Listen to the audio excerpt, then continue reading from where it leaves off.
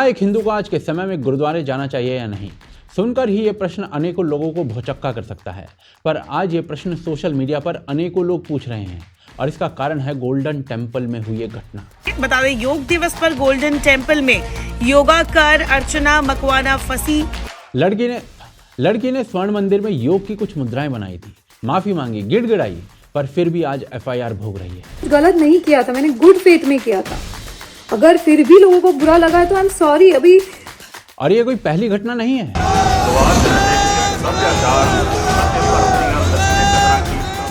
तो आज हम यही जानने का प्रयास करेंगे कि क्या इन घटनाओं के पश्चात जो एक डर बन रहा है गुरुद्वारों के नाम पर, क्या वो सही है या नहीं।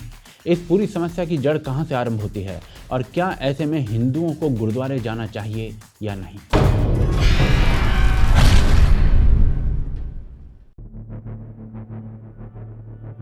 21 जून 2024 अंतर्राष्ट्रीय योग दिवस के दिन एक लड़की अर्चना मकवाना स्वर्ण मंदिर जाती है और वहां के प्रांगण में योग करती है और फिर वहां से वापस आ जाती है। अर्चना अपने योग करने के फोटोज और वीडियोस अपने इंस्टाग्राम हैंडल पर डालती है और बस विवाद हो जाता है। SGPC अर्थात शिरोमणि गुरुद्वारा प्रबंधक कमेटी वो 23 जून 2024 को लड़की के विरुद्ध FIR पंजीकृत करा देती है। SGPC का कहना है कि लड़की ने जो किया उससे सिखों की भावना आहत हुई और यह एक हीनियस क्राइम है। सोशल मीडिया पर इसका विरोध होता है और SGPC से कई प्रकार के प्रश्न पूछे जाते हैं, जैसे कि नमाज पढ़ना तो वहां पर अलाउड है पर योग करना नहीं, ऐसा क्यों। वहीं दूसरा धड़ा अर्चना मकवानी को ट्रोल करता है और बात रेप थ्रेट से लेकर जान से मारने तक पहुंच जाती है। तू गुजरात की है ना, मोदी अंधभक्त, तेरे को कोई मोदी ने भेजा या किसने भेजा है? कोई ऐसी हरकत करते शर्म नहीं है तुमको? तुम लोग अंधभक्त हो, ठीक है। अब तेरे को मार भी सकते हैं, कोई बड़ी बात नहीं हमारे लिए मारना तेरे को। और मेरे को इसके लिए डेथ थ्रेट्स, रेप थ्रेट्स, पता नहीं क्या क्या मिल चुका है अभी तक। SGPC ने अपनी कार्रवाई को जस्टिफाई करते हुए कहा कि लड़की गुरुद्वारे में आई और वहां केवल रील बनाकर चली गई, वहां ना मत्था टेका ना कोई आस्था दिखाई, तो ये केवल धार्मिक भावनाओं को हर्ट करने आई थी और कुछ नहीं। SGPC के अनुसार वो केवल 5 सेकंड वहां योग करके चली गई। 5 सेकंड में कौन सा योग होता है, ये प्रश्न लड़की से बनता है। और यदि ऐसा हुआ है तो यह एक बहुत ही घटिया ट्रेंड चल पड़ा है जो कि मंदिरों से लेकर गुरुद्वारों तक हर जगह यूज हो रहा है। मंदिरों गुरुद्वारों में लोग जाते हैं मन की शांति के लिए, श्रद्धा के लिए, ना केवल व्यूज के लिए। और ऐसा ट्रेंड केदारनाथ मंदिर में भी बढ़ा था, जिसके चलते उत्तराखंड सरकार को वहां पर मोबाइल फोन बैन करना पड़ा। पर दूसरी ओर लड़की का इस पर कहना है कि वो पिछले दिन भी गोल्डन टेम्पल गई थी और उसने खूब मन लगाकर वहां आस्था दिखाई थी और सेवा भी दी थी। उसकी भी CCTV फुटेज निकाली जाए। मैं 20 जून को वहां पे गोल्डन टेम्पल में अपना माथा टेक के आई थी। मैंने अपनी सेवा भी करी थी, वो सब मैंने 20 को किया था। 21 को सुबह योगा डे था। और मैं ऐसा बोलना चाहूंगी पंजाब पुलिस को और SGPC अमृतसर को कि इस दोनों दिन के आप CCTV कैमरास देख लीजिए। पर यहाँ से ये बात बिल्कुल भी जस्टिफाई नहीं हो जाती है कि आप एक दिन आस्था दिखाओ और दूसरे दिन वहां पर 5 सेकंड योग करके चले जाओ।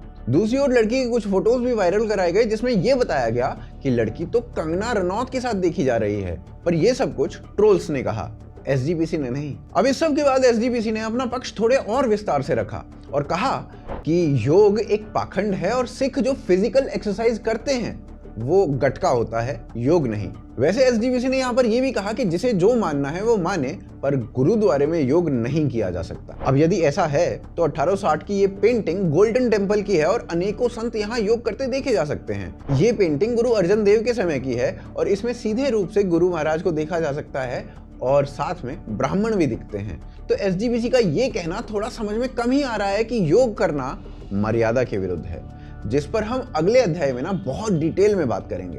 और उधर से देखा जाए तो फॉरेनर्स भी आके यहाँ पे योग पहले कर चुके हैं, फोटोज खिंचवा चुके हैं और उसको इंस्टाग्राम पर डाल चुके हैं। उससे अभी तक SGPC की धार्मिक भावनाएं हर्ट नहीं हुई। धार्मिक भावनाएं हर्ट कब हुई? जब एक लड़की ने ये फोटोज अपने अकाउंट पर डाले और उस लड़की के कंगना रनौत के साथ भी फोटोज थे। सोशल मीडिया ते दिख रहा है अर्चना मकवाना दा कंगना कनेक्शन। जी हाँ, अर्चना मकवाना वही है जिसने दरबार साहब विखे जाके योगा की थी। इससे इतर गुरु गोविंद सिंह की ऑटोबायोग्राफी विचित्र नाटक, उसके 6ठे अध्याय को यदि हम पढ़ें तो वहां पर गुरु महाराज बताते हैं कि मेरे माता पिता ने भगवान शिव और माता काली को समर्पित होकर कई प्रकार के योग किए और ये योग उस स्थान पर किया गया जहां पांडवों ने भी योग किया था। यदि गुरु महाराज स्वयं ऐसा लिख रहे हैं तो SGPC कैसे योग को सिखों का हिस्सा नहीं मानते, ये भी समझ में कम ही आ रहा है। एक और तो एसजीपीसी के अनुसार योग सिक्खी का हिस्सा नहीं है, दूसरी ओर गोल्डन टेम्पल में खालिस्तान जिंदाबाद के नारे लग जाते हैं। क्या देश को तोड़ना सिक्खी का हिस्सा है? 18 दिसंबर 2021 एक व्यक्ति को बेअदबी का आरोप लगाकर गोल्डन टेम्पल में पीट कर मार दिया जाता है। क्या यह भी सिक्खी का हिस्सा है? बेअदबी हुई तो इसका दंड न्याय व्यवस्था तय करेगी या आप? कनाडा के प्रधानमंत्री जस्टिन ट्रूडो ने भारत का हाथ बताया निज्जर की मृत्यु में। निज्जर जो कि एक खालिस्तानी आतंकी है, उसके सर पर 10 लाख का प्राइज भारत की सरकार ने रखा हुआ है। तो एसजीपीसी ने इस पर भारत का नहीं कनाडा का साथ दिया। अमृतपाल सिंह, जिसे ना भारत के संविधान में विश्वास है ना भारत में। कॉन्स्टिट्यूशन सर जुड़ा हुआ है सीधे सीधे आपकी नेशनैलिटी से, सिटीजनशिप से। मैं अपने आप को भारत का नागरिक मानता हूं या नहीं मानता हूं इस बात से। मैं आपको इंडियन मानता हूं कि नहीं मानता हूं? आप इंडियन नहीं मानता। मैं अपने आप को पंजाबी मानता हूं। पंजाबी मेरी एथनिसिटी भी है, पंजाबी मेरी नेशनलिटी भी हो सकती है। और वो खालिस्तान बनाने के लिए मांग करता है और उसके लिए धरातल पर कार्य भी करता है। एसजीपीसी उसे भी सपोर्ट कर देती है। और ये जो सभी चीजें हो रही हैं, ये सिख कोड ऑफ कंडक्ट, जिसे रहत मर्यादा बोला जाता है, उसके बाद से हो रही हैं, जिसमें मूर्ति पूजा को पाखंड बोला गया है। क्या यह ब्लेस्फेमी नहीं है? सोचिएगा एक बार। रहत मर्यादा में कुछ रूल्स बनाए गए ताकि सिख हिंदुओं से अलग हो सके। उसमें लिखा गया कि तिलक नहीं करना है। उसमें यह भी लिखा गया कि किसी देवी देवता को नहीं मानना है। एक सिख लड़की केवल और केवल सिख लड़के से विवाह करे। हाँ, ऐसा कोई रूल नहीं है कि सिख लड़के केवल और केवल सिख लड़कियों से ही विवाह करें। तो ऐसे ऐसे ना कई रूल्स बनाए गए। तो इसीलिए असली सिक्खी को समझना बहुत आवश्यक हो जाता है और उसे ना हम अगले अध्याय में ढंग से समझते हैं। देखिए, यदि एसजीपीसी यानी कि गुरुद्वारों के प्रबंधन करने वाली समिति का ही बयान आ चुका है कि योग और सिक्खी में कोई लेना देना नहीं है, तो मामला सीरियस हो जाता है। जिस लड़की ने स्वर्ण मंदिर के परिक्रमा मार्ग पर योग किया, वो या तो शीर्षासन करते हुए दिखी थी या फिर इस पोज में ध्यान लगाते हुए। और एसजीपीसी के अनुसार इन मुद्राओं की सिक्खी में कोई मान्यता नहीं है और स्वर्ण मंदिर में कठोर रूप से प्रतिबंधित है, क्योंकि ये सब सिख रहत मर्यादा में नहीं आता। परंतु जब हम इतिहास में घुसते हैं तो कुछ और ही दृश्य दिखाई पड़ता है। स्क्रीन पर जो फोटो आपको इस समय दिख रहा है, ये 1905 में खींचा गया है, जिसमें योगी और उदासी ध्यान मुद्रा में देखे जा सकते हैं स्वर्ण मंदिर के अंदर। और इससे थोड़ा और पहले बनाई गई इस पेंटिंग में एक व्यक्ति हवन कर रहा है, एक साधु बैठा हुआ है और एक सिख श्रद्धालु सूर्य नमस्कार की मुद्रा में दिख रहा है। ये तो सब कुछ रहत मर्यादा में नहीं आता। 1960 में बनाई गई इस पेंटिंग में जो आपको स्क्रीन पर दिख रही है, इसमें स्वर्ण मंदिर के अंदर ही एक योगी योग करते हुए देखा जा सकता है। पंचांग भी लिखे जा रहे हैं, साधु तिलक लगाते हुए दिख रहे हैं। ये सब भी रहत मर्यादा में नहीं आता। 1960 में बनाई गई इस पेंटिंग में स्वर्ण मंदिर के अंदर ही योगी योग करते हुए देखे जा सकते हैं, पंचांग भी लिखे जा रहे हैं, साधु तिलक लगाते हुए दिख रहे हैं। ये सब भी रहत मर्यादा में नहीं आता। तो ऐसे में प्रश्न उठता है कि जब ये ऐसा पहले हो सकता था तो आज क्यों नहीं हो सकता? क्या इन पेंटिंग्स और फोटोज में जो दिख रहा है वो सत्य नहीं है? क्या ये लोग सिख नहीं थे? क्या ये रहत मर्यादा का पालन नहीं करते थे? थोड़ा रहत मर्यादा के बारे में समझते हैं और फिर इतिहास में थोड़ा पीछे चलते हैं। रहत मर्यादा जो आज फॉलो की जाती है, उसका फाइनल वर्जन 1945 यानी कि 1945 में एसजीपीसी के द्वारा बनाया गया था और ये सिखों के रूल्स और रेगुलेशंस को मेंशन करती है।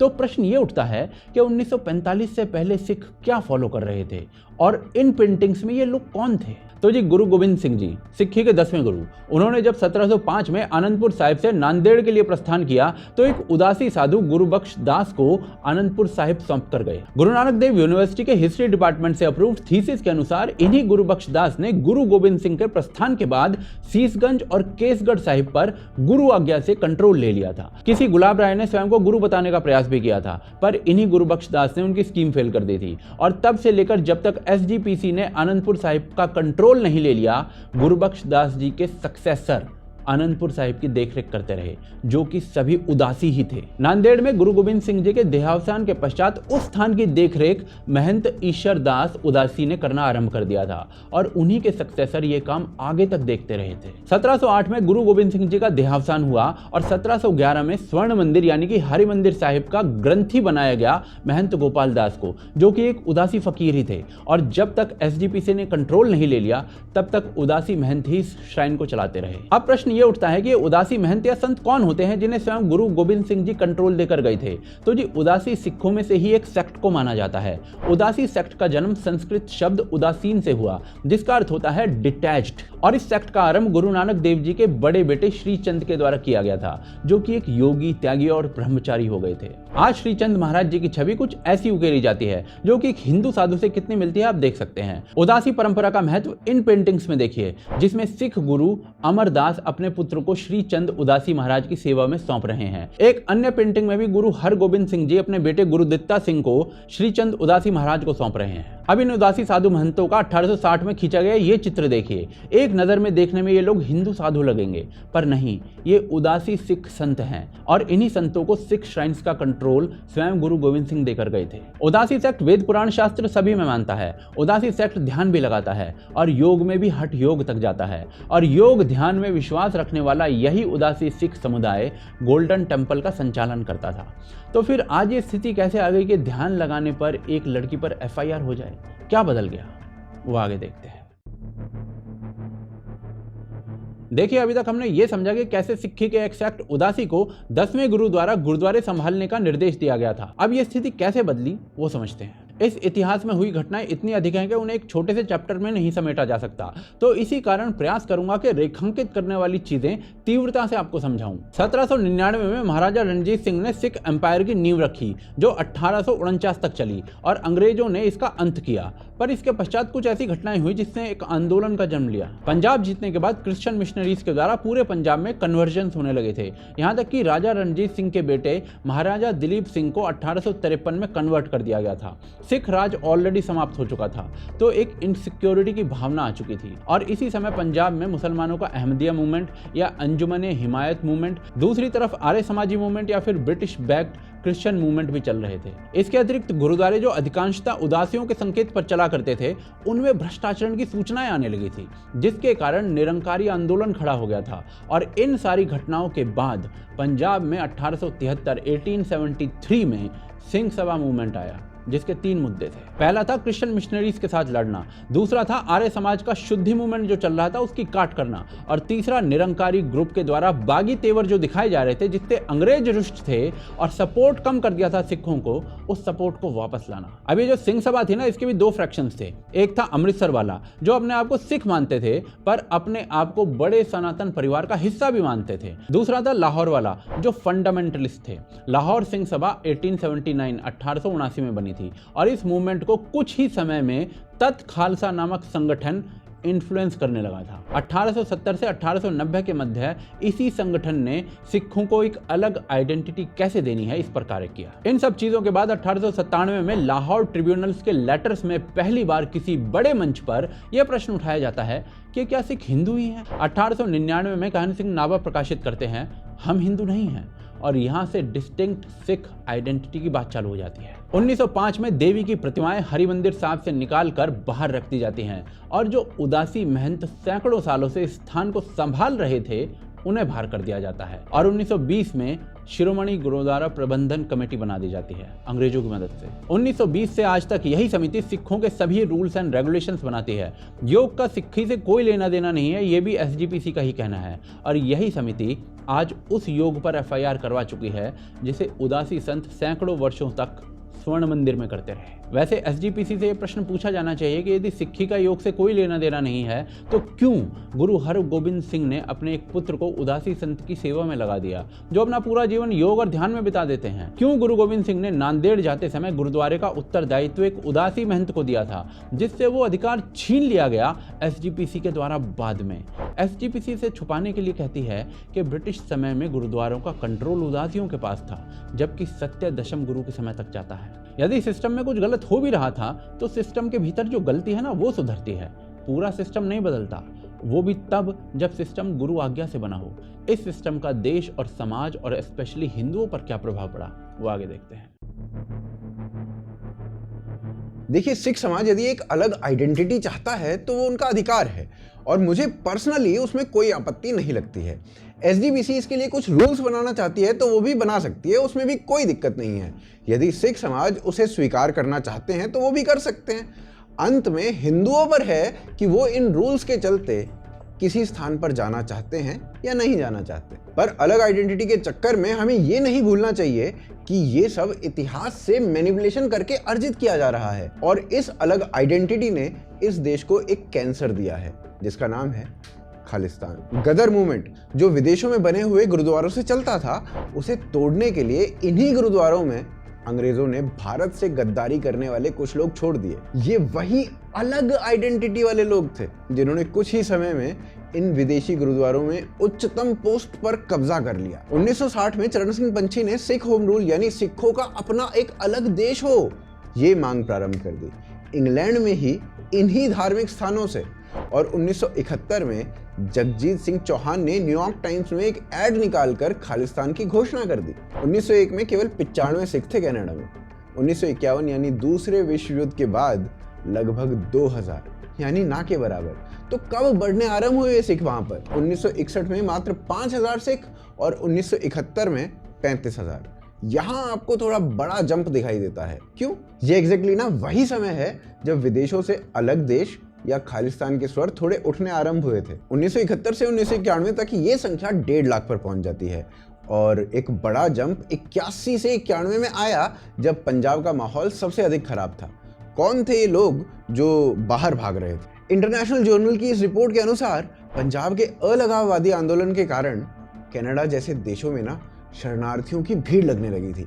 पंजाब से एक बड़ी संख्या में ऐसे युवक जो अतिवादी गुटों से या आतंकवादी गतिविधियों में लिप्त थे, वो भागने लगे थे। वो भारत से किसी प्रकार विदेश तो भागे और वहां पर रिफ्यूजी स्टेटस प्राप्त कर लिया। ये देश ऐसे एलिमेंट्स के लिए आदर्श जगह बनने लगी थी और हर अतिवादी संगठन ने अपना ऑफिस कनाडा, अमेरिका में खोलना शुरू कर दिया था। इस सब का आरंभ अलग आइडेंटिटी से ही हुआ था। पर दूसरी ओर भारत में उस समय क्या हो रहा था? 1947 में भारत के किसी भी सिख संगठन ने एक पृथक देश की मांग नहीं की थी, पर अलग आइडेंटिटी के कारण पंजाबी भाषी सिखों को एक पृथक राज्य चाहिए था और उसकी मांग उठने लगी थी। और इस मांग ने एक आंदोलन को जन्म दिया, पंजाबी सूबा मूवमेंट नाम से। अकाली दल इस मूवमेंट का संचालन कर रहा था। और इस मूवमेंट में क्या हो रहा था? 9 जुलाई 1955 को द इकोनॉमिक वीकली में छपे इस लेख की हेडलाइन है, धोती टोपी जमुना पार। 2 पेज का ये आर्टिकल है जिसके क्रक्स में है कि पंजाब में सिख आइडेंटिटी रूल करेगी और धोती कुर्ता पहनने वालों तुम जमुना पार निकल लो, सरल शब्दों में पंजाब छोड़ दो। और ये स्थिति धीरे धीरे पता है कहां तक पहुंची? हिंदुओं को चुन चुन कर मारा जाने लगा। और ये घटनाएं इतनी अधिक हैं कि आपको एक वीडियो में नहीं बताई जा सकती। punjabfiles.org नाम से एक वेबसाइट है जहां पर इन घटनाओं के ओरिजिनल डॉक्यूमेंटेशन को कवर किया गया है, आप वहां पर देख सकते हैं। लाखों हिंदू पलायन कर रहे थे और इस बात का अंदाजा इस चीज से भी लगाया जा सकता है कि 1981 से 1991 के मध्य पंजाब में हिंदुओं की संख्या 2.5% से घट गई थी। ये सब उस समय नहीं होता था जब आइडेंटिटी सेम थी। एक पृथक आइडेंटिटी के लिए बुनी गई मैनिपुलेटेड हिस्ट्री से इस देश को भला क्या ही मिला?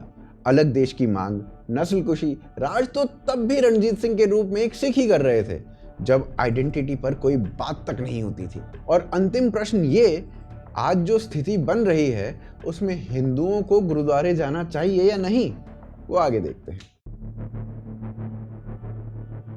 देखिए, आज सोशल मीडिया पर एक वार्ता चल रही है कि हिंदुओं को गुरुद्वारे जाना चाहिए या नहीं। इसका उत्तर बहुत सिंपल है, यदि आपको कुछ घटनाएं समझ आ जाएं तो। 1984 में हुई घटनाओं से कुछ वर्ष पहले, सरल शब्दों में 1980 के पश्चात पंजाब में कुछ आग लगाने वाली घटनाएं होने लगी थी। अचानक से पंजाब के मंदिरों में गाय की पूंछ और कटे हुए सर मिलने लगे थे और गुरुद्वारों में सिगरेट और तंबाकू के पैकेट, मंदिरों की कुछ मूर्तियां तोड़ी गई और गुरु ग्रंथ साहिब के कुछ पन्ने फाड़े गए। ये सब करने का कारण हिंदू सिख दंगे हो जाएं ये था, पर ऐसा हुआ नहीं। पूरे पंजाब में एक भी दंगा नहीं हुआ क्योंकि समाज जुड़ा हुआ था। एक के घर में दूसरे की बेटी थी। 1984 में जो भी घटनाएं हुई, क्या उसका प्रभाव समाज पर पड़ा? 1989 के चुनाव से देखते हैं। 1989 के लोकसभा चुनाव में सिमरनजीत सिंह मान तरन तारण से चुनाव जीतता है। ये व्यक्ति इंदिरा गांधी की हत्या के आरोप में 5 वर्ष जेल में बंद रहा था, खालिस्तान की डिमांड के साथ चुनाव लड़ा था और ये व्यक्ति निर्विरोध चुनाव जीत गया। और नवंबर 1989 में इस व्यक्ति को जेल से छोड़ दिया गया। कारण बताया गया, राज्य की भलाई। किसी खालिस्तान समर्थक का चुनाव जीतना समाज के भीतर उस आइडिया के पोषण का भाव दिखाता है। पर यही सिमरनजीत सिंह मान 2004 से 2022 तक कभी 2% वोट शेयर जीतते हैं, कभी 3% वोट, क्योंकि समाज खालिस्तान जैसे फर्जी आइडिया को नकार चुका था। ये नाम सुनने को भी नहीं आता था। 2022 में सिमरनजीत सिंह मान फिर से चुनाव जीतता है, वो भी उस सीट से जो भगवंत मान ने खाली की थी। और उसके पश्चात 2024 के चुनावों में पुनः वही होता है जो 1989 में हुआ था। अमृतपाल सिंह 2024 के चुनाव में खडूर साहिब से चुनाव जीत चुका है, वो भी तब जबकि वो जेल में है। उस पर NSA लगा हुआ है। जो व्यक्ति भारत की आइडेंटिटी और भारत के संविधान को नहीं मानता, उसे लोगों ने भारत की संसद पहुंचा दिया है। इस व्यक्ति का चुनाव जीतना समाज के भीतर रेडिकलाइजेशन का पहुंचना माना जा सकता है, और जब कोई समाज रेडिकल होने लगता है तो समझदारी से काम लेना चाहिए। गुरुद्वारे हिंदुओं के भी हैं। पंज प्यारे भारत के भिन्न भिन्न कोनों से थे, सभी हिंदू थे। भाई मतीदास और भाई सतीदास गुरु तेग बहादुर से पहले बलिदानी हुए थे, दोनों हिंदू ब्राह्मण थे। अब अचानक से यदि हिंदू गुरुद्वारा जाना छोड़ देता है तो उस विचार की जीत हो जाती है जो खालिस्तानियों ने बोया है। ऑफ कोर्स खालिस्तानी यही चाहते हैं। इस समस्या का केवल एक ही समाधान है, हिंदू और भारतीय सिख इस रेडिकलाइजेशन को समाज में पहुंचने से रोकें, जिसका केवल एक ही तरीका है, सही इंफॉर्मेशन का समाज तक पहुंचना। सरकार को चाहिए कि अमृतपाल जैसों पर एनएसए जैसी धाराएं ना हटें और वो जेल में ही सड़ता रहे। इसके अतिरिक्त जोड़ तोड़, साम दाम, दंड भेद, कैसे भी एसजीपीसी के चुनाव एक ऐसे व्यक्ति को जिताए जाएं जो डायरेक्टली या इनडायरेक्टली कैसे भी खालिस्तान की डिमांड का समर्थन ना करे। इसके अतिरिक्त कोई हिंदू यदि किसी स्थान पर जाने का इच्छुक है तो उस स्थान की वर्तमान मर्यादा का पालन करे। अंतिम गेंद जो है वो एसजीपीसी के पाले में है, क्योंकि वो ही सिक्खी के रूल बना रहे हैं। वो ही निर्धारित करें कि गुरुद्वारों का नियंत्रण गुरु गोविंद सिंह जी जिन्हें देकर गए थे उनके पास रहे या किसी और के पास, क्योंकि अंतिम लक्ष्य हिंदू सिख यूनिटी है और खालिस्तान विचार की मृत्यु है। क्या आप इस विचार से सहमत हैं? कमेंट में अपना विचार बताइए। खालिस्तानी विचार की समाप्ति इन्फॉर्मेशन ही कर सकती है, तो वीडियो को शेयर अवश्य करें, चैनल को सब्सक्राइब कर बिना ना छोड़ें और हमारे कार्य को सपोर्ट अवश्य करें यूपीआई के माध्यम से, पेट्रियन के माध्यम से। लिंक आपको स्क्रीन पर मिल जाएंगे और डिस्क्रिप्शन और पिन कमेंट में दोनों में मिल जाएंगे। स्क्रीन पर दिख रहा है दूसरा एपिसोड, दूसरा वीडियो अवश्य देखें जो आपको बताएगा कि खालिस्तानियों के साथ क्या हो रहा है। पुनः मिलते हैं अगले एपिसोड में।